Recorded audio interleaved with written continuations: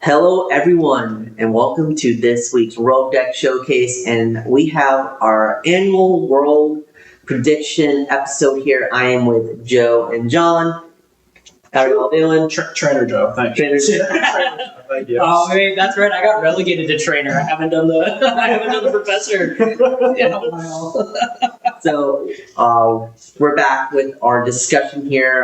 John and I will go and break down the latest results here, go down through the deck list, and Joe help us make sure we're on track with everything. I'm here to have a good time. We're going to have a fun time. I'm going to help moderate, host a little bit. I know nothing about this format, so you guys can basically talk to me and teach me. You should know some. I mean, Box Boys is selling cards. The Box Boys is selling cards. This episode is hosted by Box Boys. I am co-owner of that. We do a lot of selling on TCG Player. Actually uploaded probably 2,500 cards yesterday, all trainers and Mons playable staples. If you're looking for us, we'll have a link in the description down below. You can check out our TCG Player stores. Awesome. Well, thank you, Box Boys, for sponsoring this week's video. And without further ado, I think it's time to talk about Worlds. So I want to start with the elephant in the room, and then Joe, to make sure we're on track here. Dragapult. Can we stop talking about Dragapult? The Dragapult World. I understand that. This is Mr. 305. Got to represent Florida somehow. Yeah. But yeah, it's just this whole season is nothing but Dragapult. Even though we had Gardevoir in the beginning, that rotated. But Dragapult was still there, and it still has been super dominant. And it's so dominant that we have 4 main varieties of Dragapult, which I don't think we ever have. Even when Joe and I were playing in the Lugia format, Broken Lugia, we have maybe 2 versions at best of Lugia. I would say about a 30% meta share, but really deck lists weren't that varied.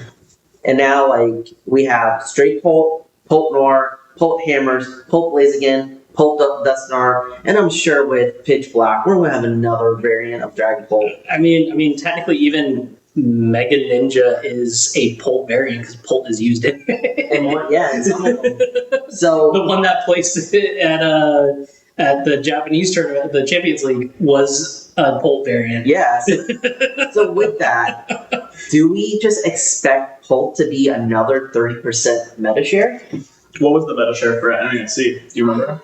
I don't know off the top of my head. Give me a second. We can talk about it. I can look it up. Because I think we have websites. So Pitch Black is going to be legal for Worlds. Yes. So are we expecting a lot of new decks from? There are 2 or 3 new decks that might hit that are gonna, I think, possibly make a little bit of a meta share, but I don't think it's going to be a wild change because there's not any major tournaments before Worlds. Sure. We're going to get into that a little bit later. I saw, but I just wanted to ask because I actually didn't know Pitch Black was It comes out at this point. It's already been out for a couple months. But to answer your initial question, at NEIC it was 35.7% for day 1, and then 48% day 2. Almost half the room in day 2 was some sort of a Dragapult list. Absolutely atrocious, if you ask me. Yes, but we also saw that even though 48% was the majority, almost the majority of the room, we have it did translate. There were 4 Dragapults that made it into the top 8, but it didn't convert as well once it hit that point. Yeah. I mean, yes, it kept going. Like one Dragapult did make it to the finals, but Basic Box did actually end up taking it. And even with that, it wasn't even just Basic Box, it was more Clefairy Box. So people are being more and more creative in countering and finding out the actual true weaknesses of Dragapult. And it's really making it actually have a weakness with Psychic, putting a Lili's Clefairy, and going headstrong into that strategy. And we see that James Kowalski, another YouTube channel creator, took this very unique deck that he and another person just made by themselves and actually do well at the biggest tournament of the year, maybe biggest tournament all time. But even with that, there are counters out there are we still going to expect 48% of the room playing Dragapult at Worlds, which is going to be only the top of the top players there? Are they going to go and try to counter it, or are they just going to go into the BDIF and play it? What do y'all think about that? I mean, I think that with how well Clefairy Box, was doing at both NAIC and at Japanese Championships, or Champions League, I should say, sorry. I think that there's going to be a lot more people having to think about the fact that that did well. Mm-hmm. So now that is a completely, because that counters Dragapult, it is a completely different way to counter that. So yeah. I think that the best way to go about it is going to be something that somehow has impact into both, and you can edge your bets. Even if it's a 40% win rate against both, you have a better shot of hitting both of those. So if somebody finds something that can do well against both of those, then you are going to have more of a shot. Yeah. I think it'll still be a pretty high percentage. The people that have played this deck since Twilight Masquerade came out, they are comfortable with it. So, I mean, I don't expect it to be, let's say, lower than 20%. Yeah. Maybe we get a little bit percentage variance because now Clefairy Box won NAIC. Maybe there's some players that have been testing it, or maybe there's something new that's going to come out here. But I think much like how Gardevoir EX dominated the circuit for so long, people aren't going to just leave a deck there. And Charizard before that. Yeah. So I guess for you, Joe, someone that's been just on the outskirts for a while, what questions do you have for us? Because obviously I'm really into the game. I have the YouTube channel. I play at a local league every single week, and John's been following up. What questions, as someone in your position, that you have in regards to the World Championships? I think I can get a little bit more specific because I think it's Dragapult's world, so I'm not ready to leave yet. It's the almost unhappiest place on earth, if some might say. There's a couple for people like us that are trying road decks. Yeah. There's a couple of different builds of it that when you go on Limitless, you see little icons of the Pokemon. Sometimes there's straight Dragapult. I know it's not June anymore, but there's gay Dragapult. There's Dusknoir next to Dragapult. There's Blaziken next to Dragapult. Could you break down a couple of those? Just what are the main differences? Is it more engine type stuff? Is it more strategy type stuff? It's a little bit of both. Yes. So I'm more familiar with the Pult Noir and the Dunsparce builds because those are the ones that I tried playing. So because you have to at least try to play it. Sure. Pult Noir is basically you are using the Dusknoir line to either add damage, especially against Megas, where you're willing to give up a prize card to take through. Sure. Because with Dragapult, you're only hitting that 200. So if you can add 13 damage counters and then do 200, you are knocking out most Megas. There are some Megas that are a little bit higher with 350. Yeah. But you can get a couple damage counters on there from the Phantom Dive earlier too. Correct. Yeah. So that's where your Noir build is going. Okay. Now you are still using the Dracloak as a draw engine there. So that is, you're really only evolving one into a Dragapult at a time because that is really your draw engine. Sure. Mm-hmm. Now with the Dunsparce, you are a little bit more rapid because you are using that draw. Yes, that runaway draw. That is your draw engine. Now you will still, a lot of people will still use the Dracloaks as a backup draw engine, or even as hey, I now get to see 2 more cards. Sure. So for someone like me that we all know I used to play Goldengo, I love having as many options as possible. That's a good build when I'm trying to play. That's really, I know a little bit about Hammer if you're using Crushing Hammer to try and knock off energy. A little bit more control. Yeah. Matchup. Yeah, especially with Dragapult only needing 2 energy. And there's only so many ways you can get energy out in this format. And they're very reliant on Crispin to get really a Dragapult powered up out of nowhere. So if you can get rid of an energy for a turn, it slows them down just enough. And also just on their backup Pokemon, so a lot of the Dragapults are playing Monkidori. So if you can get the Darkness energy off, you're making them use another energy attachment to be able to put more damage on your board. Sure. So you slow them down a little bit. So it's more of, like you said, it's more control hand disruption, but you're still relying on more of a straight Dragapult style where you're basically just trying to spread and take multiple damages or multiple KOs at once. And then the other one is what got in top 8 as well, is with the Blaziken, which kind of helps negate the hand control option, where you have the Blaziken to really accelerate energy once to turn into whatever one you want, so you're not as reliant on the Crispins. And it's also a backup attacker, because there is a lot of grass decks out there. And as we'll talk about in a little bit, the Hydrapple engine, the Mega Venusaur, it's coming up. It's coming back from it being unplayable to being kind of viable in this format. So having a Blaziken out in play can easily one-shot those mega grass Pokemon, or even just really bulky grass Pokemon, and make it more favorable into the Dragapult. That way they're not relying on doing 2-3 KOs while they can just one-shot you. Sure. So that one's more of like having a backup attacker as well, mixed with helping with energy acceleration. But this just shows like how versatile Dragapult can be and has been throughout really the whole entire season. It moving from just like 1 or 2 variants, now we have 4, 5, 6. Who knows what other variants we're going to get with Pitch Black. And I think that's just the strength of this card. As a rogue deck enjoyer, I hate it because you can't really play around it. But as a Pokemon lover and loving the trading card game, it makes this deck so something to really consider when you go to these big tournaments. And I'm sure the top players are definitely taking that into account. And I think that's the thing is like you said, for us, where rogue decks are what we love. I mean, we've even talked about doing rogue decks for Magic at some point, so be on the lookout for that.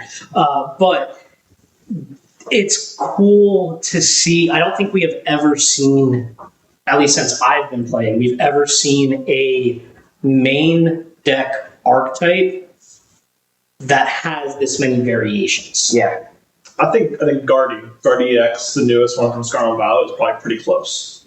But even then, it had more variations over its lifespan, whereas I think Dragapult has more variations in a single instance. Yes, I will give you that. Yes. I agree with that. So that's kind of cool because it does give. It's not truly rogue because it is the BDIF main archetype, but it is a cool way to see how deck building is happening. I'm going to take this main archetype and try and come up with a different way to play it that edges my bets. And I think that's really cool. That's a good point you point out. It's really a case study of deck building. Because you take something that's already established and how can we make it better? How can we adapt it to really what other people are expecting? In almost every tournament, we're seeing a different variation of Dragapult, whether it be 1 or 2 cards or even just a whole new way or whole new engine. So we can look back in a couple of years like, hey, as a deck builder, what can we do to be a better deck builder? And I think this is a great case study to look at this in the upcoming future as well. I'm ready to leave Dragapult World, I think. I think it's time to hop on the monorail. Because there is some other decks. It's not all, obviously, but I think we'll just hop right into the one that won the last big tournament. And I see Clefairy box. It is Clefairy. And what else, guys? Let me fill me in. So, the fairy box is mainly basic box or slot box, however you want to call it. I love that name, by the way.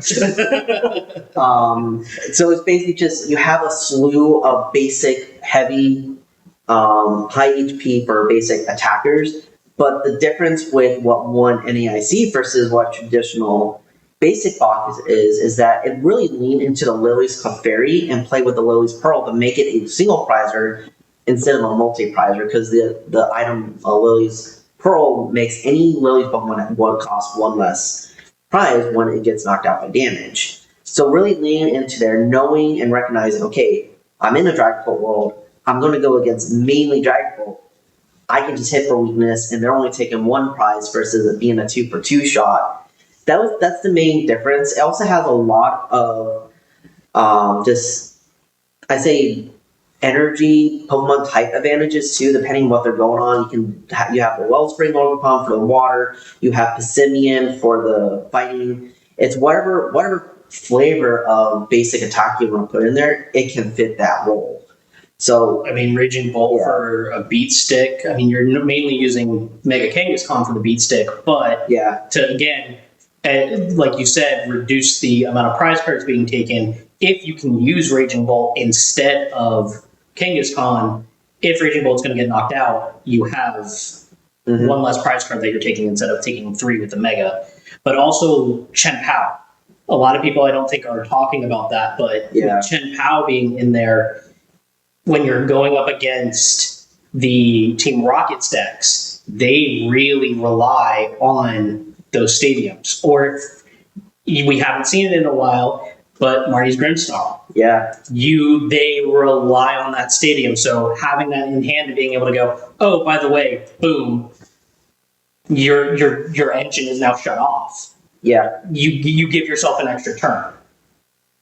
Yeah, I think you're right. Chen Pao was like really the secret MVP of the basic box archetype, kind of slowing down your opponent, whether it be, like you said, Martin's Grimstone, getting rid of Spike in the gym, going against other basic boxes where they want to have Area 0 in play, you kind of forcing them to get another one. And also it gets rid of your liabilities too, because obviously you're going to have that. Play Chen Pao, you knock out your own, and then you take out all the liabilities and just leave the threats on board, or what you need to just really play the game. Team Rock is another archetype that really relies on the stadium because you want either draw or you want to get the Watchtower out of play. So you can use Mega Kangaskhan, you can use your Meowth, you can use your Noctowls. So Jim Pao is really a great card. I'm glad you brought that up. That is a card that no one's really talking about a lot. And yeah, I'd say that's like one of the main cruxes of this deck. And then also relying in on that Wondrous patch to be able to quickly get, Psychic Energy back into play as well for the Lily's Clefairy. Exactly. And also, I would say on the Latias EX as well, because that can be a attacker. If you are in a desperate situation, Latias is not the greatest attacker, but can still do 200 damage. So get that powered up, have the Lily's Clefairy in play, and if you're going against a Dragapult or any other Dragon Pokemon, you're knocking that out because it will double from a weakness. So that's another way where this basic box is very similar to Dragapult because it's very versatile as well. It's basically what flavor of Pokemon do you want to attack with, and also put in your deck. And we also saw Pheasantipity EX be used with Cruel Arrow to take out a win in 2 turns at one point with this archetype. So it was definitely a lot of different ways that you can move through this deck. Exactly. But there is, even though it gives you all those possibilities, some would say, obviously at Worlds we're seeing the best trainers in the world playing this. So they're obviously going to have spent a lot more time. But for some newer people into the format, this I would say is not necessarily the best beginner deck to think about playing with. Because you're going to hear us refer to lines, knowing the lines that you play through. This, in my opinion, creates so many lines that if you don't know what line is best in what situation, and you haven't play tested against all those different situations, you can fall trap to some of those lines very easily. Yes. Any kind of box deck is always going to be like that. No, I agree, but this one specifically because it is really, hey, I can do this. Oh, I can do this. Oh, I can do this. Knowing when to do it, knowing how to tackle the board state, and then I think it's even more risky because with the Mega Kangaskhan, giving up 3 prizes. If you just misplay one small action, do it out of missequence, and now you're already down 3 prizes, and that feels bad. We are back to that VMAX that VMAX format of, oh, I'm down 3 prizes already. I would say another big weakness of the Clefairy box / the basic box is that you have no outs of Crustle or the Sylveon control deck that's out there right now. You play maybe one Pissimian, and that's it. They can attack you. You can't attack them. And I think with that, it's just like you're just hoping that you don't hit a Crustle player, which is usually a very low percentage. But Crustle also has one of the highest turnover rates in any tournament at any given time. So I will say I agree with what you said, John. Like this is not a beginner friendly deck. You have to know what the meta is and how to play around all the types out there. So there's a lot of research with that, which also means like once you hit a match that you can't beat, you need to know if it's time to scoop or take an early lunch or something and just like save your energy for the rest of the tournament because it's going to be a grueling tournament. It does look like that first place list from NASC was playing the Moltres from Phantasmal. That lets it attack for 1 fire. The Chien Pao, it was playing 2 water energy to attack with the Chien Pao. So it looks like if any list, if you're considering this kind of deck, you got to have some kind of small single prizer attacker, just in case you do hit that matchup. Yeah. And you hope it's not in the 6-card funny pile on the left side of your board. Yes. As we've seen Many times. Yes, I agree with that. And it just shows like the top deck builders, they know what to do. Yeah. And James Kowalski, he is known to play the very interesting lists. He's developed that reputation, and I'm sure he's tested against everything. Yeah. And honestly, I'm not surprised. He won NEIC for a reason. So we'll see if this list can make it all the way to Worlds. We can move right into the little rock crab. How is Crustle doing on the ladder, mister? I don't play Crustle, but it's an interesting deck. It's a very disruptive deck. Only a few people ever bring it to a tournament, but it always has like a 50% turnover rate because no one expects it for some reason. And it just stalls you out. Like a lot of the decks out there can attack into it. So as long as you know how to play against it, Crustle is actually a very good option, especially against the prevalence of the basic box. You do have a hard time against other single prizers, and there are a good amount of them, and there's going to be a couple more coming out with Pitch Black that will give Crustle a run for its money. But I would say if we're expecting to be like a 40% Dragapult, maybe 10-12% basic box, 10-20% other EX heavy decks, I think Crustle's a really good play for Worlds. Interesting. So you were saying there are some single prize decks in contention that we could talk about here. And this first one to me is very interesting. Slowking. Yeah. This is the one where it pulls off the top card of the deck and then it can copy an attack based on what it sees there. Okay. Yes. This one's very cool. Explain to me a little bit more what attackers are they playing? What are we copying off that top card? Reshiram. Not Reshiram, wait. No, not Reshiram. So it's interesting. There's 2 versions of Slowking right now.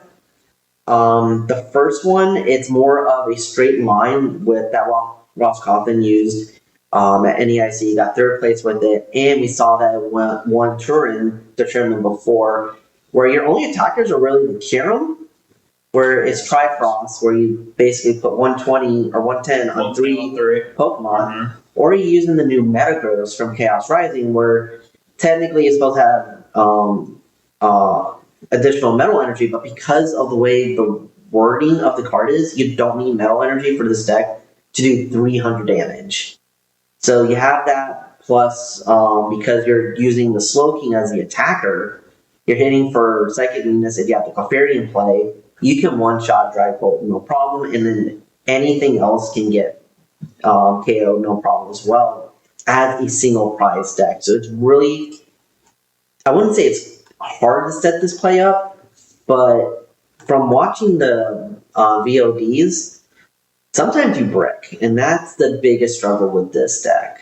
Because that's what we saw in the semifinals, was that he did, unfortunately, brick. But, so, you were saying with the Metagross, this is one that I still don't fully understand how this is legal, I guess. And so, as the current only professor here, how does this work? Because the wording is saying you may discard 3 metal energy from this Pokemon and have this attack do 150 more damage. So if you're not discarding metal energy from Slowking, how does it do 300? I will say I'm still trying to figure out why it's worded like this, and I've seen conversations about it, and I can't speak for the full professor community, but it's because you try to do the best as much as you can. It's kind of the same concept with Wellspring Ogrepon with the Sparkling Crystal. If you only have 2 energy with 1 being a water, you can Torrential Pump and just only put 2 back. It's the same concept there where you do what you can. Because there's 0, you can still do it. Again, I think it's more of a translation from Japanese on how they have the card worded. I will say, if you need further clarification, reach out to your local professor community. That's why they're out there. I will say this is something I'm still struggling to learn, and professors are still learning every single day. And I'm still reaching out to my main professor about this, but it's a consensus. Everyone recognizes that this is the interaction. So at this point, I'm like, I don't understand it, but if this is what Pokemon said we can do, we're just going to agree and just pull it off. So because of it, it makes this deck really, really good. Yeah. I have 2 questions. Do you think there's a chance it gets errata at some point, or do you think now that the ruling is just kind of been defined, that's where it's going to lay? I think it's because the ruling's been defined, because it got defined by both TBC and TPCI, because this is how they played it in Japan. They had the card first before us. Yeah. So because of that precedence, we brought it to TPCI. Again, I can't speak for the professor community. Sure. But that's my interpretation, and I think it's, at this point everyone knows this is the interaction. If they were to change it, they probably would have done it. Yeah, exactly. The second question, I see there was 2 in top 32, and this is a Metagross new card, Crimson Rising. So Chaos Rising. Chaos Rising is that was just kind of legal for NAIC. Yeah. Do we think now that there's been some more time to cook with it, we'll see a bigger Slowking percentage at Worlds? What do you think, John? I think the fact that it got top 4 is going to bring it into the meta a little bit more. I think people are cooking with it because, again, it's bringing in that 1 prizer deck into a 3 prize format. Sure. And I think that's the big thing, is that I think after how we saw the VMAX power creep, and with it being 3 prizes and then going back down to 2 prizes for 2 years, I think people are still extremely wary about megas. So they would rather have that ability to flip to a 1 prize deck, because if you see it, he was also running 3 Mega Kangaskhan in the Slowking deck. So he was like, if I need to pump out damage, this is how I do it. So he had that backup there to be able to do that. But to be able to go, no, I would rather have, a 1 prizer in the active as much as possible, that I think is going to be more of what we're seeing cook a bit. And I think because we have a couple other decks that we're going to talk about that are coming into the format, that I think we're going to see more of that 1 prizer layout, where I think that Dragapult, even though like we made the comment of people aren't going to jump ship, I think we're going to see a little bit lower of a meta share of Dragapult because of this. I think it being Psychic is the main attraction to this deck, because you can play the Little Scuffairy so easily, And then hit the Dragapult. and you're hitting for weakness, and then you're winning on the prize trade because you're taking 2, they're only going to be taking 1. And also, I think there's more cards from Pitch Black that you can toss in here to do a little funny manipulation here. 1 card I think will be, I was going to say maybe with the high sneak engine, but now I'm thinking about it, I don't think it'll work because there's a prerequisite with it. But there's going to be there's always going to be new cards that you can add to do either more damage or play around with the damage on board and really take out multiple prizes at the same time, other than Tricross. So I think any Slowking enjoyer is already looking at Pitch Black, seeing, is there anything I can add to this to make this better? And if not, they're just going to keep practicing, because Kyurem and Metagross are super consistent. That's why a lot of the decks are only playing those attackers. But yeah, single prize, psychic, there's a lot going for it. So I think John's right. We'll see an increase. Will it be enough to really make a big difference on the graph when we compare NAIC to Worlds? Who knows? Especially with Worlds being a much smaller tournament compared to NAIC. But I think if you're going to play a single prize deck, I think Slowking is a single prize deck to pick. Really? You think it's the better one than Alakazam? I do, just because you can take multiple prizes. I think the Kyurem really sways it for me versus Alakazam. You're only doing one at a time, and you're not attacking until turn 3, unless you get really lucky. But with that, I think Alakazam is another good pick, and it is definitely something. I would say it is something to consider. It has a lot going for it. So, Joe, have you heard of this Alakazam deck? I was just about to ask. I don't understand this deck, and then I just reread the card. I understand now it puts 2 damage counters on your opponent's deck, put one for each card in your hand, not just 2 damage counters. So a lot of my confusion is now very cleared up. Because One of your friends took it and did really well. He did really well in the tournament, which is super awesome for him. But when I first read the card, I said, dude, I don't know how you got to that place. You're doing 2 damage counters per turn. I was very confused. It makes way more sense now. This deck does seem cool. My business partner from Box Boys was playing with it a little bit on live. He said it was super cool. Mm-hmm. It seems pretty straightforward. Single prize, a lot of draw. You play the Dunsparce, you get the draw going. And even a couple control options here. Genesect from Shrouded Fable for the nullifying the Ace Spec, which is really cool. How do you say this? Elgium. Shifting energy to make it so they can't attack you back. Super cool. Mm-hmm. I would say this Alakazam feels, just looking at it at a quick glance, the more straightforward single prize attacker option. Mm-hmm. Whereas the Slowking, a little more boxy, a little more choice. Yes. And I think then at that point it just kind of breaks down to like the player, what they want to pilot. Yeah. I think would be the choice there. If there's more lines of play that I'm missing though, fill me in because I understand this deck way better now. Oh, you're pretty straight Yeah. on with what we were saying. The cool thing is it does get a little buff with Pitch Black because there's a new 2 card that has an ability draw.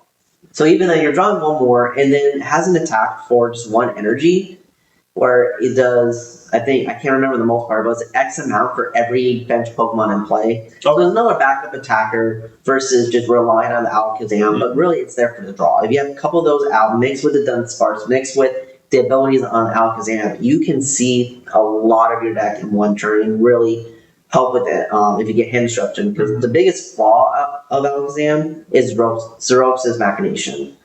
A late game Xerosix kind of destroys your game plan, and unless you have a board where you can draw a lot the next turn, you're kind of just you're treading water at that point. So, but There are a lot of people playing 06. with Alakazam, they were because it's the main counter. Because there's also not a lot of hand destruction right now. That is very true. There's Judge, Special Right card, and 06. And Unfair Stand. And Unfair Stand, and that's it. But Joe brought a good point. If you're playing with the Genesect and you have a tool on there and they can't get rid of that tool, Unfair Stand is a dead card for you. Yeah. So they'll have to get rid of that Genesect or the tool to even play that. But with Special Right card, Judge, 06, I think there's enough to balance out that card because it used to be unstoppable when rotation happened. And like one of our buddies, like did well in Vegas and in Orlando with this deck. Yeah. So it's another good single prize. Again, another psychic Pokemon, but you're not really caring about the weakness because you're doing damage counters anyway, and there's almost zero way of blocking damage counters except for 2 special energies. And guess what? Alakazam has answers to those cards too. Yeah. And then there's one more on here. Cool segue to the next deck. I saw a couple of these top 32 for NAIC. This is probably what I would play if I were to play right now. And Zoroark. Yeah. The Cold Tour got 10th, is it? Got 10. Classic. discard 1, draw 2. Yep. It's been a staple for who knows how long. Yeah. Great draw engine. Are they still? Is it still doing the same kind of poison thing for like having that option? Is it a little different now? Fill me in. How are we playing in the ends deck more now? It looks similar based on what I'm looking at. I'm not an Enzoric master. I really don't play the deck, so I'm not too familiar. But I'm looking at towards this. And if he thinks it's a good deck, I'm not going to disagree with him. That's fair. That's a great point, Dean. That's a great With one of point. the best players in the world. Yeah, Great point. he's bringing it to NEIC. He just posted a masterclass on this deck too. Like he thinks this is the deck to play. But do you think it's him getting ready with what we talked about earlier today, which might be a segue into another section a little later? I think he's going to throw that in there. Yeah. Again, I don't think this deck is that great, but I've seen top Pokemon players saying this is really good, and I can see it has a lot of options. It does have a shred option to play into, say, Crustle and the new Sylveon. It has some spread options with the Darmanitan. You can hit hard with the Zekrom. You have the Ruffian to help with disruption a little bit. I think the main weakness of this deck is the weakness of grass. Hydrapple is becoming a much bigger thing. Mega Venusaur got top 4 in the Japan Championships. I don't know. Festival leaves. And yeah, Festival League just won Indonesia. I don't know if this can handle up with how much grass love we're getting lately. That is my only concern. But again, if the top players in the world are saying this deck is the deck to pick, I just need a little bit more education. That's all I'm going to say. And then Tor was pretty known for playing the old Zoroark GX with trade, right? Back in the day, Back in yes. the day, Yeah. Sun and Moon, yeah. So I think he feels right at home with this pick. So that could be why as well. And I think one card that is probably not talked about much at all, because we haven't really seen this since what was that Switch card that you had to play 2 of them at the same time? Switching Cups? No. It was during the VMAX era. Yeah. I know what you're talking about. Yeah. I forget exactly what it is, but he was using Transformation Tome, which is another one that specifically states you must play 2 of these at the exact at the same time for it to take effect, and it allows you to switch a basic Pokemon from your discard pile with one in play. So there's Thornton on an item, basically. Basically, yes. But that also gives you that ability to, you knocked out the Zekrom. Or you knocked out my one Evil Tall, Monkey Dory, whatever. Cool. Boom. Yeah. Moved it back into play. Put it right back into play. Now, there are you're taking the same effects and damage counters that were on it, but it gives you that ability to go, I'm going to copy this attack right now. Yeah. So it gives you a little bit more functionality that is the first deck that I have seen this card actually being played in. So And I forgot about that card. That actually makes it so much better because you can also get rid of liabilities too. correct. Yeah. So if you were like, I don't want them getting an easy prize on the Petron, you can switch it to Azora, evolve to Zoroark, and then draw some more. So yeah, I think that's actually a really good point. Or also, if you're stuck and they know their next play is going to be a item heavy play, boom, but do it. Yeah. But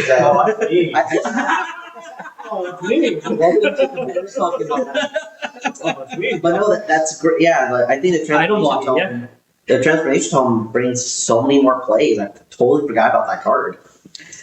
Well, that's a new one. I would like to give a big shout out to who used to run the Pokemon proxy site that would do all the translations ahead of time. He passed away recently. Justin Basil. Big shout out to him because trying to find cards now without his website feels awful. So big shout out to him. Rest in peace, man. We miss you a lot because the resources you put into this world were amazing. Yeah. So I think that's a great time. We talk about some new cards. Let's hop into some of these pitch black cards. Okay. What you could talk about single cards, but we have two archetypes here that are kind of interesting. One that I'm very interested in: hide and seek, mad party, united wings. One of my favorite archetypes. Is it pretty simple? Pretty similar. It's just you do X amount of damage for the amount of Pokemon, the ability, in this card pile. Yes, but there's two different attackers that are hitting that are using it, which is kind of cool. Okay. What are the two attackers? Remember, for United Wings, it was really only like Murkrow with double turbo. It didn't feel great. The walk roll was just kind of there because it had the I think electric requirement in the attack, so it didn't feel as good. What are the two attackers? So the first one is Delmise.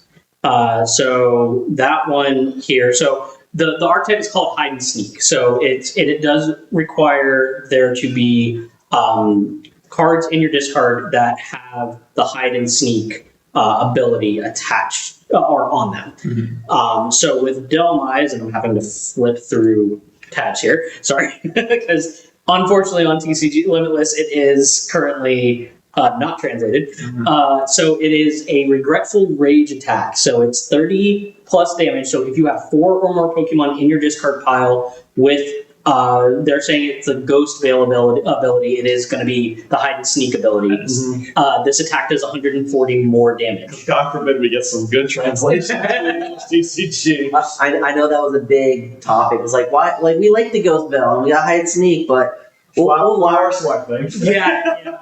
Flower selecting. That one I understood because I think flower selecting was already an ability before it got printed on the code. So I think that one made we can make change. Change right, okay. Yes. But you do have to have 4 or more Pokemon in your discard with that ability. So one of the things that they are running is a new supporter that is really important for that, which is the Gwyn, which you discard up to 2 Pokemon from your hand, excluding any rule box Pokemon.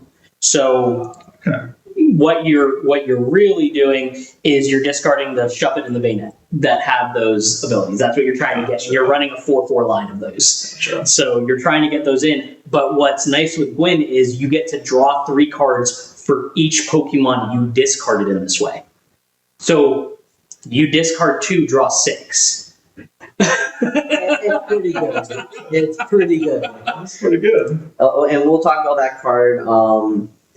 Actually, we talked about this card in another video. If you want to go back to our top 10 video, Dev and I did break down the top 10 cards we believe from Pitch Black. So take a look at that. But yeah, it just has a lot going for it. And also the Delmise doing, was it 170?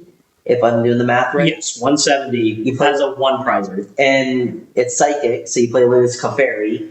And you're one-shotting a Dragapult with a 1 prizer. The 1 prizer. Yeah. That's where I'm saying 1 prizer decks coming in. I think Dragapult is gonna take a little bit of a hit here. Yeah, and this got 2nd place in the Japan Championships too. So there's a lot going for it, and also did well in Indonesia because they had Pitch Black as well for their last tournament. Yeah, it's just we haven't had a deck like this. I would say maybe since Dragapult, like something that just came out straight off a new set and doing amazing in tournament play. It's been such a long time where we just had an archetype from a brand new set to do that, and I think it's refreshing because we've been asking that for a year at this point, if not more. Right, and the nice thing is we've been talking about what the attack does. We didn't even mention what the ability of hide and sneak actually does. Yeah. It prevents all effects of attacks and abilities from your opponent's Pokemon done to this Pokemon. Oh wow! So that's preventing. That's preventing damage counters being put on. From Phantom Dice specifically. Yeah. Which is a big deal because these Pokemon are very low HP. Even the stage 1, the Sinestro, which is the other main attacker, is only 60 HP. Yeah. So, but with Matcha Spin, what's nice is it's only 1 energy, but if you have 6 or more Pokemon with the hide and sneak ability in your discard pile, place 4 damage counters on each of your opponent's Pokemon. Okay, so it's a little different. It's not exactly like Bad Part United Wings, but it's just revolving around this one ability. Right. There's some really cool attack options as Right. well, which is what I think like something like United Wings lacked. It was just only ever attacking the active, Right. or just a nice chunk of change. Placing damage. This seems really cool, guys. And then here's the other thing is this one is not part of the hide and sneak package, but the Patarat, is this one released yet, or is this? Yes, this is. Okay, so okay, so it has an ability, Watchful Eye. Damage counters on each Pokemon, both yours and your opponent's, can't be moved to other Pokemon.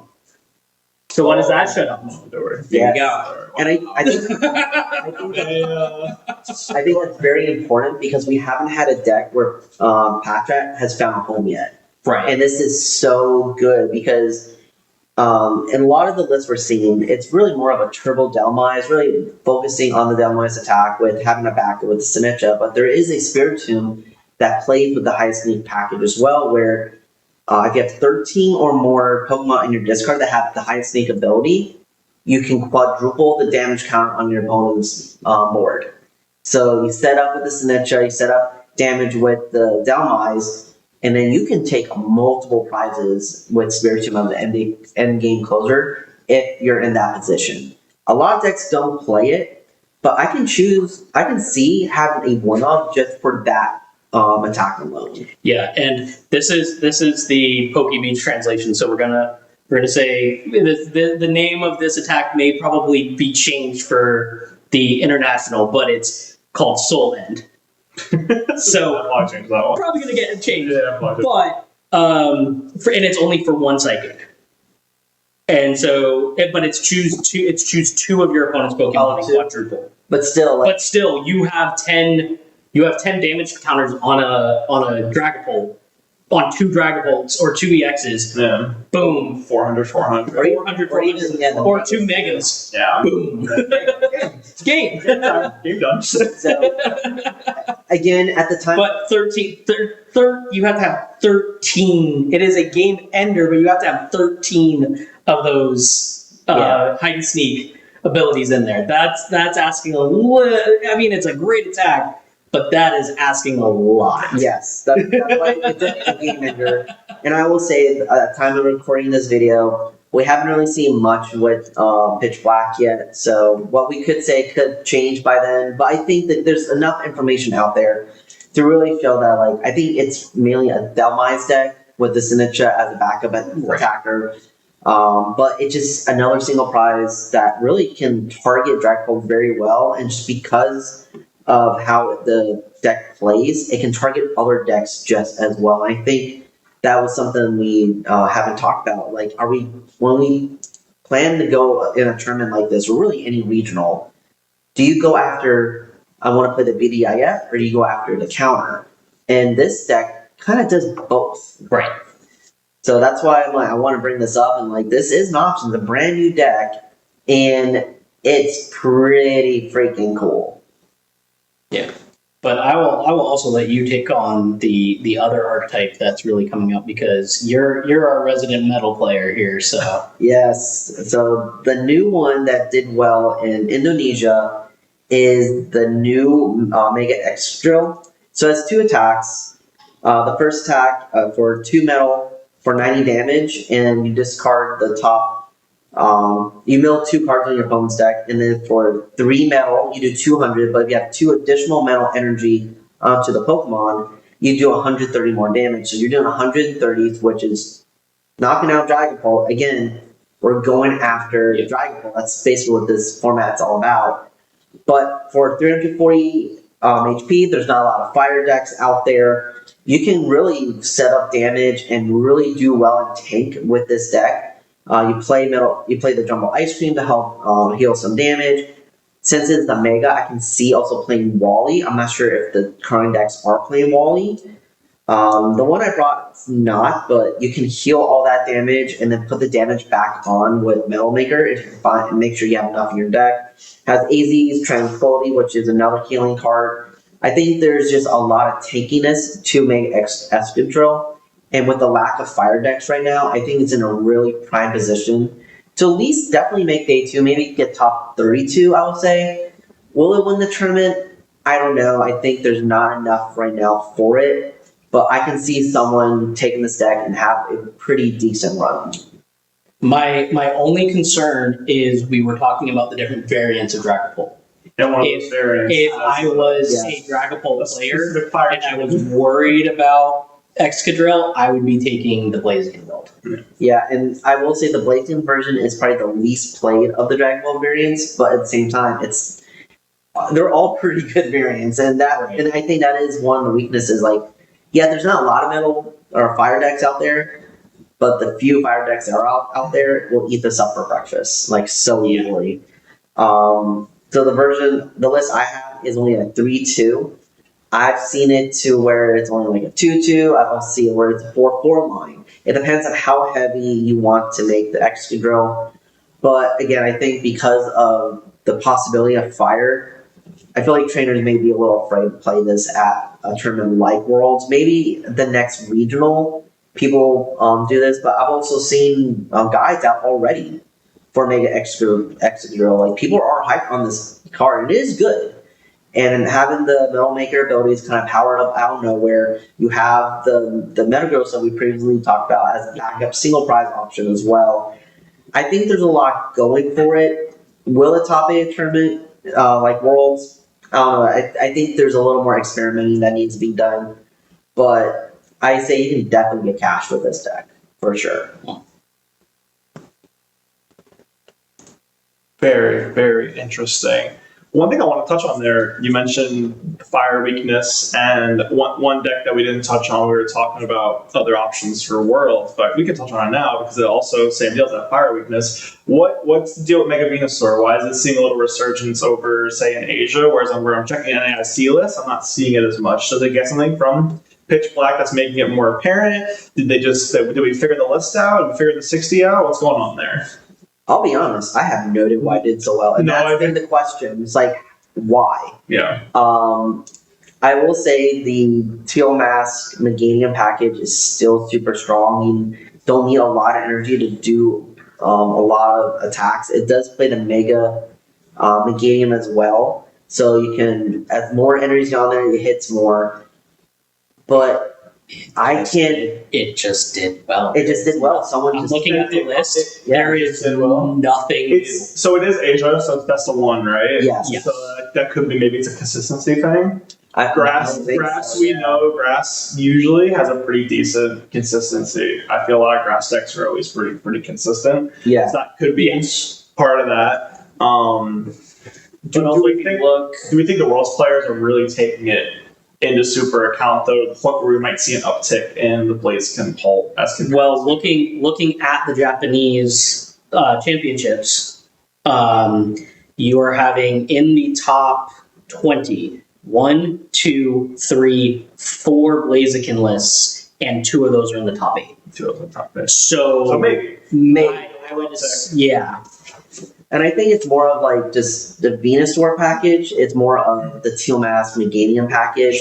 Because Hydrapple, you can put a Hydrapple in here and it'll still do the same thing. They're all really good options for grass. It hits hard. They're very, very tanky per se, especially 330 is a 2-prizer, 360 for a 3-prizer. Unless you're playing against a fire deck, like you're tanking and surviving those hits. Yeah.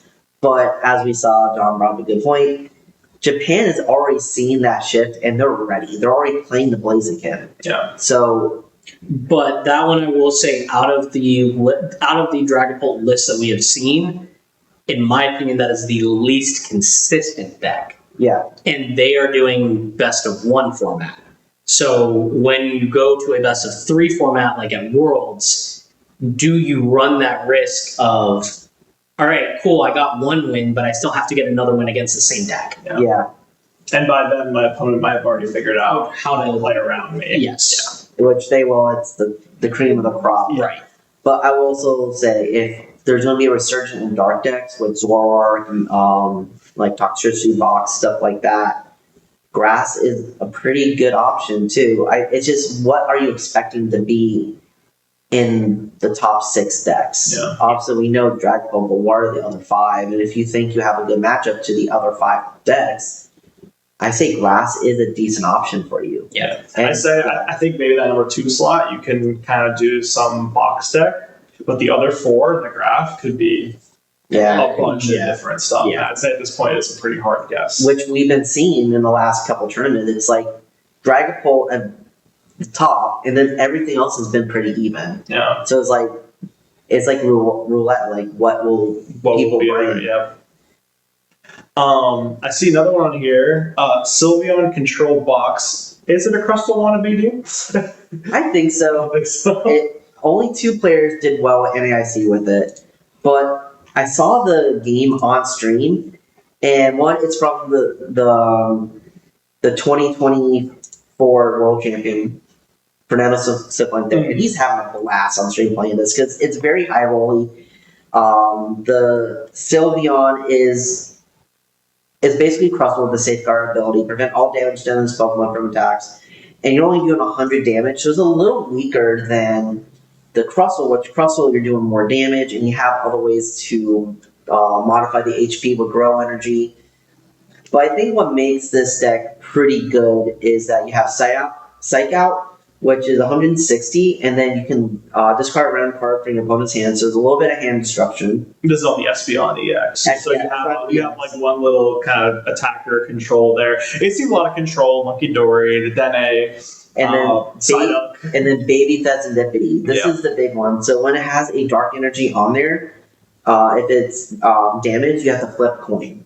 And if it's head, you prevent that damage. And we saw that multiple times on stream for NEIC. He actually flipped like 5 heads in a row. Interesting. Like they kept on attacking it. Is like they're like, let's go, and he'll laugh. Like I can't believe this is happening. Yeah. And then for Energy Feather, for a single second energy, you do 30 damage for each energy attached to that Pokemon. So if you keep preventing that damage, you have more turns to power that up, and you can just hit big for whatever energy is on there. And then you have the Team Rocket's Articuno just have an answer to Alakazam and make them deck themselves out with all the draw.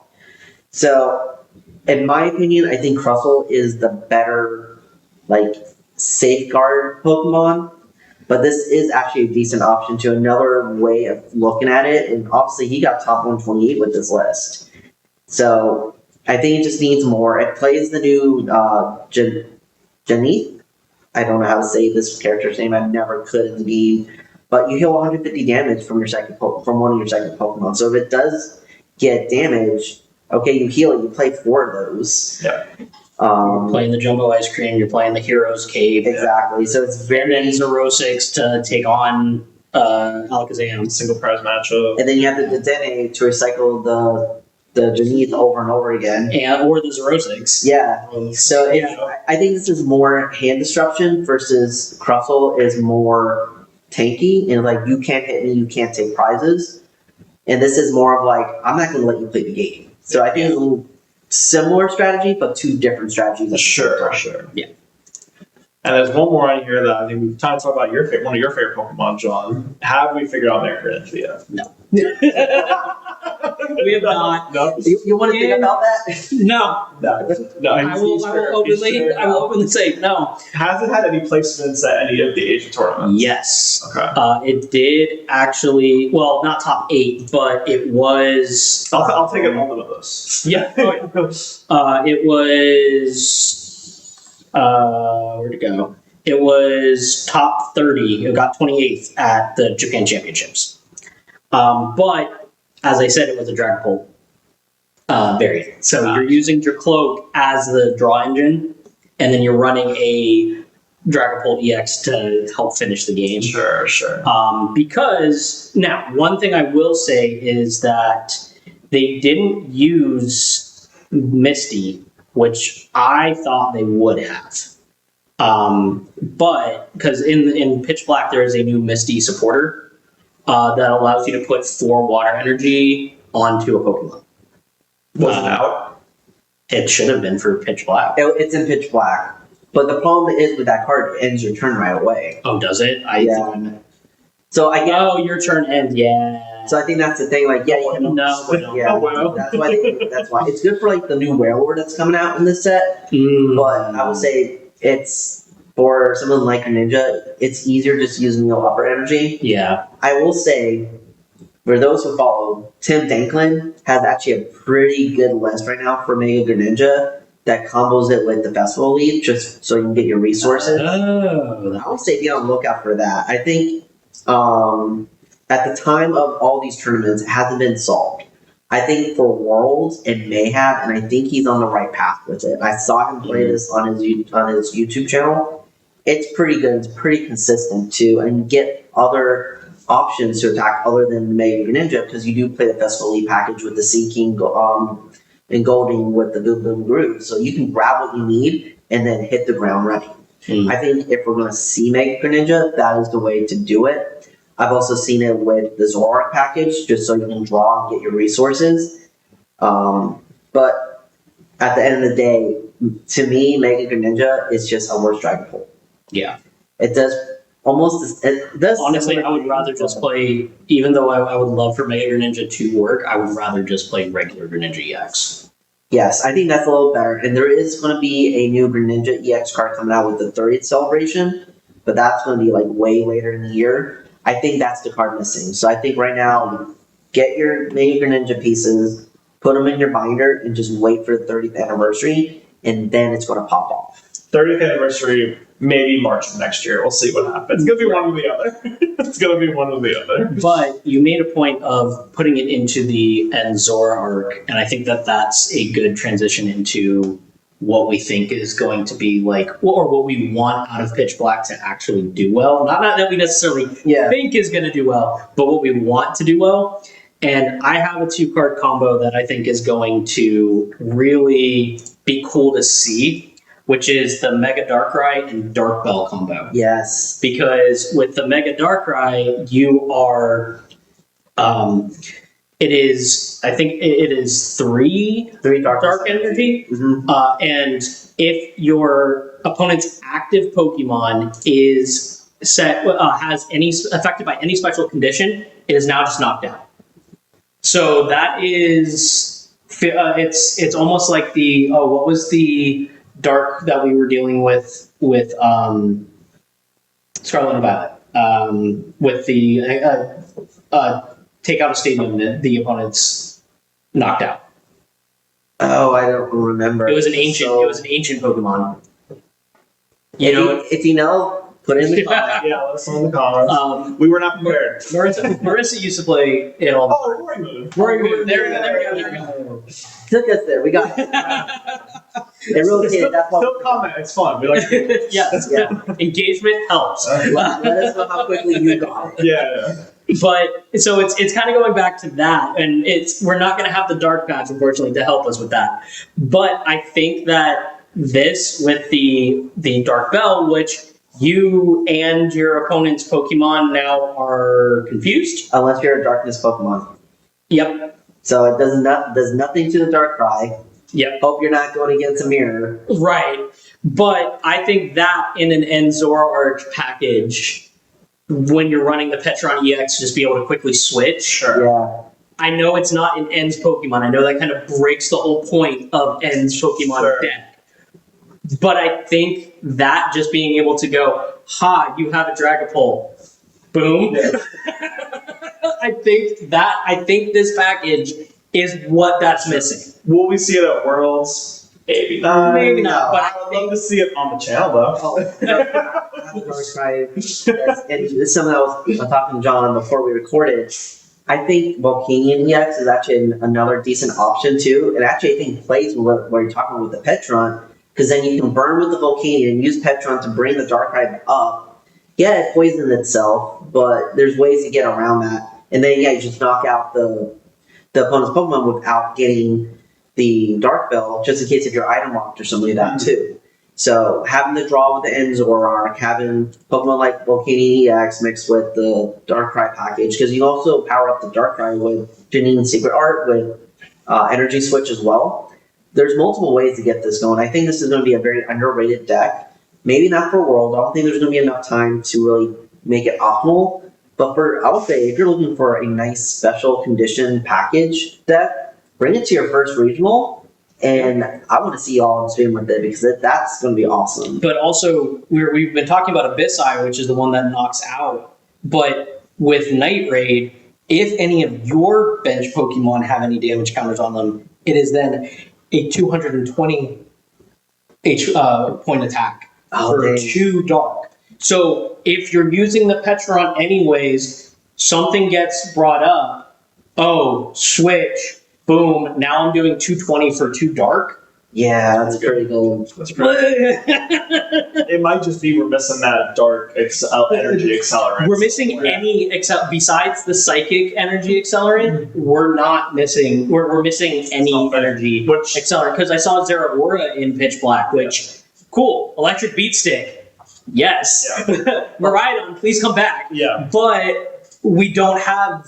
Yeah. Egen, we don't have any. We have time. The only so they love psychic. They love Dark Patch. They love that card. We have and I misspoke. We have the psychic, and we also have Metal Maker. So we have Metal Energy Acceleration, but that's really very limited though. Yeah. Yes, but.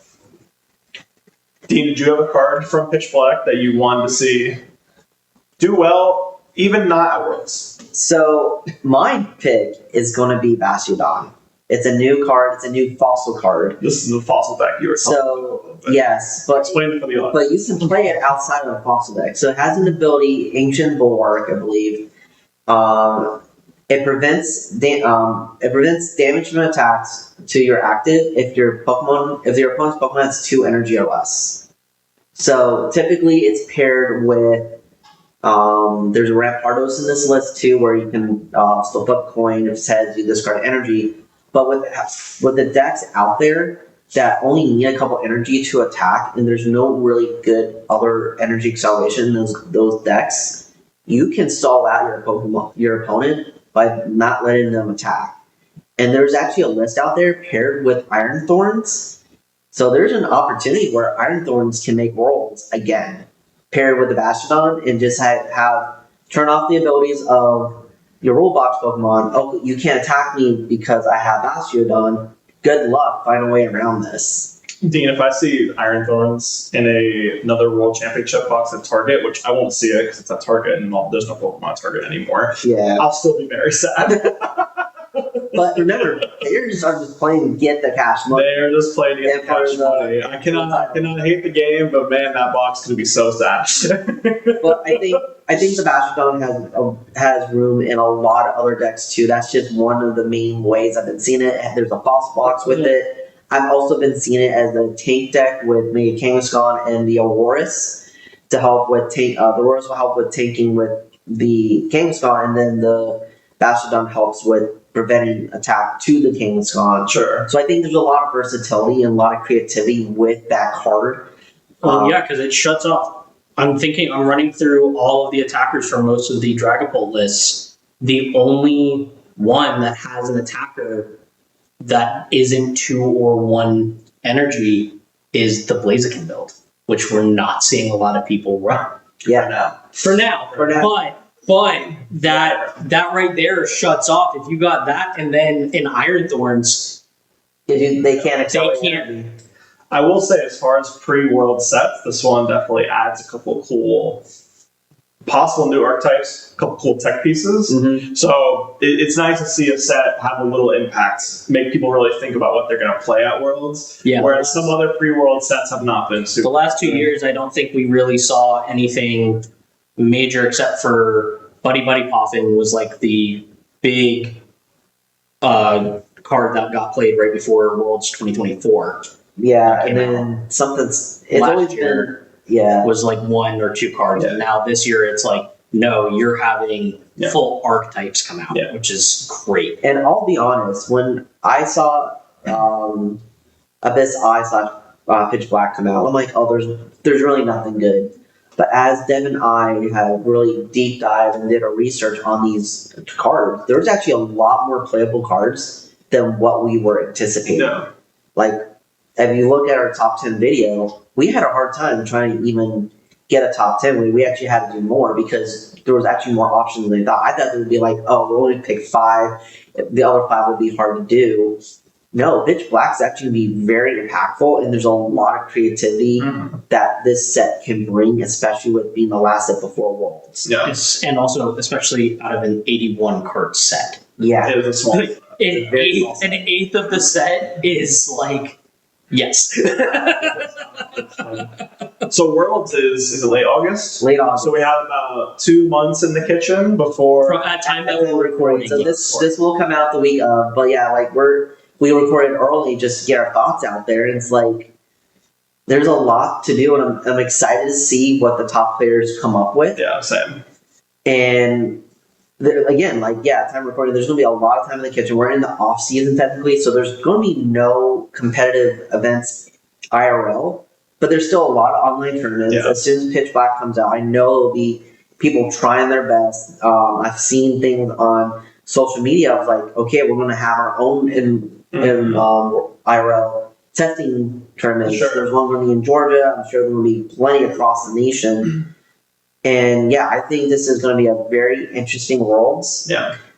So We're really not going to see these on an official Limitless tournament link until late August. until Worlds, there's no. There might even be some people that don't go to any prep tournaments and keep their lists to themselves until it's time. It's time to show their hand and see how things go. Exactly.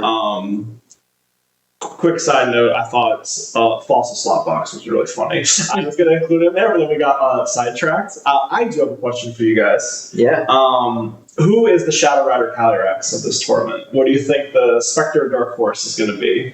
What is your picks here? Mega Ninja. Mega Greninja. No. We just talked about it, and I'm like, now you're subverting expectations. I just wanted to do well for once.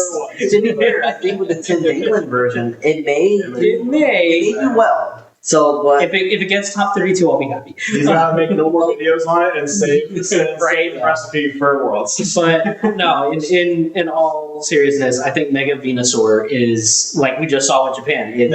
I think with the rise of potential dark decks coming out, it is going to have grass decks are going to be a little bit more viable. Sure.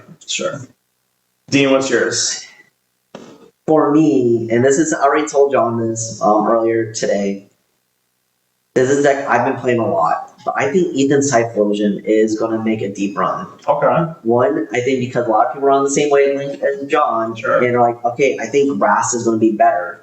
So because of it, that's an easy matchup for Typhlosion, which is a single prize fire deck, and that they can take 3 prizes. They're only going to take 1 against you.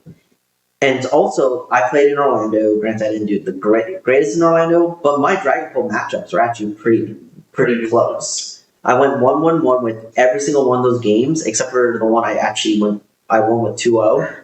Go to game 3 in time, very close. Like we both had game on board. So I think with the Dragonfall matchup, there's ways to get that and still offset the prize trade. And because of it, you can also find ways to get the Mega Evolution knockouts too. And it's a deck that no one's really talking about. Granted, is it going to get top 8? No, but I see it getting top 64, which for a deck like that in the World Champion format, I think top 64 is pretty good for a deck that no one's really caring about. Mm-hmm. And it also does really well into the basic box too, because you only need to get 3 Ethans in the discard to knock all of them out. So I think because of the versatility, but the big downfall is it does horrible against other single prize matchups. That's going to be my next question. I'm going to say, do you think it's too beat sticky to deal with those other single prize matchups that maybe can play around being able to have an active Pokemon get knocked out every now and then? Yeah, and you need a stage 2 to really have a good attack to it. It's just because of it, I think that's why I'm giving it top 64, because I don't think a lot of people are going to play stage 1s. There's the hide and sneak, there's Slow King, but other than that, I think a lot more people are going to go into the Dragon Pole, into the basic box, the more proven archetypes right now. And it's also one of the few decks that can beat Crustle without any problem as well. Mm-hmm. I've actually talked to Crustle players, and they told me if they see Typhlosion, they just scoop because they can't beat it. Again, I'll be happy if it makes top 64. My expectations are a little lower, but I also know because I play the deck a lot. I understand the in and outs of that deck. And it's a fun deck. If you look at European results, there's a player that's been getting top 32 consistently with it. With that? But when we go to the Worlds format, I'm not sure that will always get the results we want. But that's my pick for a dark horse. I just want to see the deck I've been working on for the last year do very well for one. Sure. I'll throw one in. I didn't have one super prepared, but Mega Gardevoir EX, because you always see Guardian Worlds. Yeah. There's always some kind of Gardevoir Worlds. Just for a funny pick. But I think it's actually in a decent spot because there's a lot of ways to get that to get the psychic energy in play now, especially with the Wondrous patch, with the Smoochum, because we see that with Slowking, that's the way you get the energy in play. Mm-hmm. So if you can smooch him for a couple turns, Wondrous patch, maybe also put in a Tropius in there and use Glass Trumpet. There's ways to get the energy in play. It's just, I think because of, unfortunately, because of Dragapult, no one's paying attention to Mega Gardevoir. But if there's a dedicated player group that can actually break that deck, I think can actually do very well. It needs the time. It'd be cool to see. I think it's a post March 2027 type mod to think about. I do. Which is okay. That's fine. Dragapult has had plenty of time in the sun. I want to get on. So has Guardy though. So has Guardy. But we all know that TPC, they have mods they like. Yeah. I will say, look at Lucario doing good, getting placements. That could be another really cool dark. Yes. Because Lucario has historically been not super great as far as to play, but this is the first time we're seeing some really another favorite mon that's can we please just give it a good card? I feel you on this one. I feel you on that one. Seeing Blaziken as a support mon, just seeing a good Blaziken is so amazing. Because I love Torchic, he's my boy. So there's, I think honestly of all the worlds we've talked about, this is the one where the most dark horses could appear. Yeah. Yes. I think for sure with the new archetype of dark, with Pitch Black, just other decks that people maybe don't have, they're not on the radar. So someone's cooking that secret list and they're playing it on live. So if you get any weird games, Dean, that could be the next worlds list you see. You never know. You never know. But we can come down to earth. We can be a little realistic. Dean, let's have you start. Who's going to be in finals and who's taking it? For me, I think finals will be. I think it'll be a high sneak deck for sure, and then with the hype with Tor and all that, I think Enzor may make it the finals as well. I think a lot of people are putting a lot more time into it. The transformation tome is a really good card, but at the end of the day, I think high sneak is going to take it. I think there's a lot of good. There's a lot of good with it in this pure single prize deck with Ursaluna to clean up at the end. Yeah, I think High Sneak, specifically with the Delmise version, is going to take the whole tournament.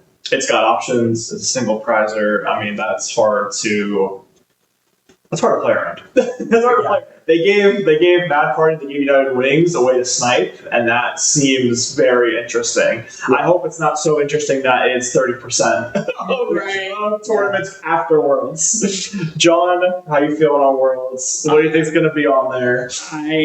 I started our conversation saying that it was going to be some version of Pull. Sure. I'm changing that. Okay. I think it's going to be some sort of basic box. Okay. And hide and sneak at the end, just like the Japanese Championship. Okay. Very interesting. I'm hoping that hide and sneak takes it. Okay. Because it'd be cool to see a single prizer win again. Do we know the last time a single prize deck won Worlds? Obviously, outside of before there were single prize decks. I think that's the last time. Maybe if Lost Box did, but I don't think Lost Box won Worlds. No, I don't think so. I think ever since they introduced multi-prizers, I don't think a single prize deck has won Worlds.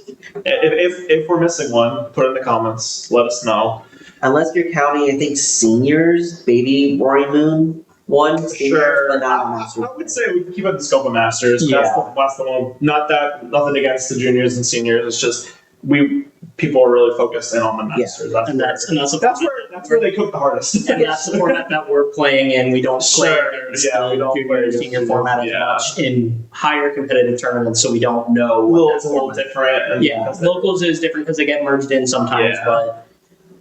but yeah, but I think hide and seek would take it if it's against a basic box. Interesting. I'll hate my time in Dragon Ball World. I think Dragon Ball will be in finals. I don't know if it'll win, but I think it'll be there in finals. Someone's gonna get a good run with it. Which build? That I don't know. Yeah. That I don't know. I think I like Blaziken, so I'll say Blaziken. Dragon Ball and oh man, there's so many good lists this time, guys. Yeah. It's so crazy.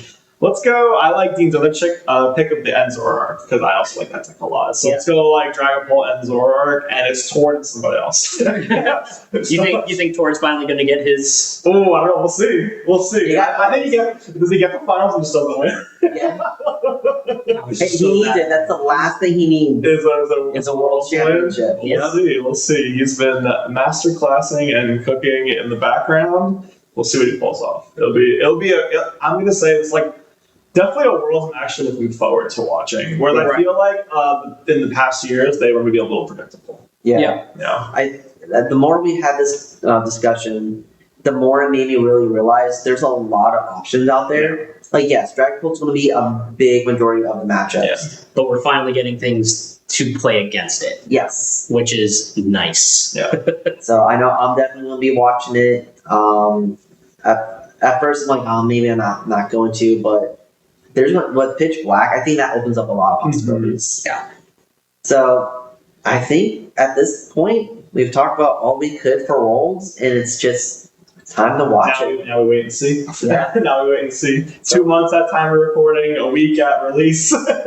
We got time. Exactly. We will see. We'll be obviously having our watch party. Let us know about your guys' watch parties, and yeah. Yeah, so we're excited. It's going to be a fun tournament. I can't wait to see what the top players bring.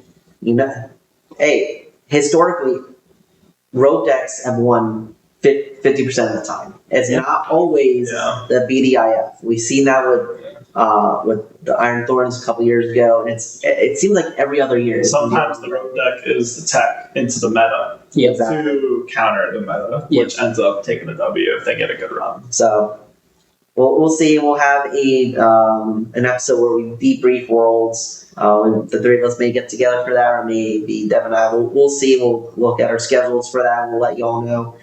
But before we end today's episode, any final thoughts? Any final thoughts? I'm trying to think. I don't think I have one. We covered everything. I think my final thought is I'm excited to actually start playing again. Oh, That's awesome. that's true. I think that this discussion has really made it like. Yeah. I think that's why both you and I have kind of taken a step back a little. Obviously, other reasons. The Dragon Ball domination has made the game a little stale. Yes. And it feels like we've been doing that for the last couple of years. Yeah. And it's like, okay, I thought it was going to get better once Guardy and Charizard rotated, but then Dragon Ball stuck around. Yeah. I'm still just like not feeling a lot of motivation to play. Right. But I like decks like motivated. Hide and Sneak. I like decks like Enzor. Seeing those be a little better always makes it a little easier to play. I'm also really excited for the Mega format. That'd be my final thought. I'm ready to see what Megas do good at Worlds. I'm also ready to see the Mega format itself without the Scarlet and Violet influence on it. Yeah. That's kind of where I'm standing as far as like my motivation to play. Because I like Megas a lot. Terras are it's alright mechanics. It's alright. So with that, if you all want, put down 3 decks that you want to see us play in our first challenge of the new season. We'll take a look at that, and if we can build the decks, Please don't say Dragon Ball. yeah. Please don't say that. I would say anything. So let us know any deck you want us to play that did not make top 4. I think that's fair. Yeah. Yeah, that's good. That's good. And then if we have the cards and we have the resources, we'll build those, and we'll have an episode where the 3 of us come back together and we'll talk Dean about just our jinxed challenge. it. Oh, it's going to be top 4 Dragon Balls now. Because that means we just don't play Dragon Ball. We have Oh, true. Right Yeah, after. you're right. But So I think that's a good so thing. we jinxed it. No Dragon Balls on top 4. So, but with that, I think that's the end of this episode. We thank you for watching this, staying with us with this. We're excited for Worlds and can't wait to see what happens. And with all that being said, We'll see you in the next one. Yeah, we'll see you in the next one and have fun playing those sneaky decks. See y'all.